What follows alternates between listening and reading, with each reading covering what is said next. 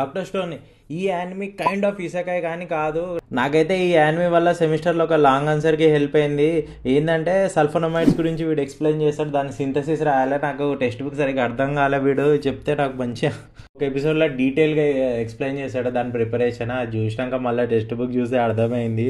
ఈ యానిమీ చూస్తే అనిపిస్తుంది సైన్స్ అనే సబ్జెక్ట్ని ఇంత ఇన్నోవేటివ్ అండ్ ఇంట్రెస్టింగ్గా టీచ్ చేయడం సూపర్. అసలు ప్లాట్ ఏంటంటే వీళ్ళ వల్ల వన్ ఫైన్ డే ఒక గ్రీన్ కలర్ బీమ్ అర్త్ మొత్తం స్ప్రే చేసేది, ఎవ్రీ లైఫ్ ఫ్రామ్ రాక్ అయిపోతుంది అనమాట. సో మన ఎంసీ రాక్ నుండి బయటకు వస్తాడు 3700 years తర్వాత. అది ఎట్లా అంటే మన పైన నైట్రిక్ యాసిడ్ పడుతుంది అనమాట. దానివల్ల ఆ రాక్ది కెమికల్ కాంపోజిషన్ బ్రేక్ డౌన్ అవుతుంది. సో వీని మెయిన్ ఆబ్జెక్టివ్ ఏంది అని అంటే ఆ పెట్రిఫికేషన్ బీమ్ ఎయిట్కించి వచ్చింది, ఇంకోటి హ్యుమానిటీని మొత్తం రిస్టోర్ చేయాలి. ఎంసీది ఐక్యూ ఉంటుంది, నాకు బి అంత ఉంటే బాగుంది.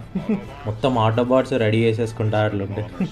సో కొంతమంది హ్యూమన్స్ స్టోన్ ఏజ్లో ఉంటారనమాట. సో వాళ్ళని తీసుకొని ఇప్పుడు మొత్తం బిల్డ్ చేస్తుంటాడు. అస్సలు స్కిప్ చేయకూరి యానిమీ.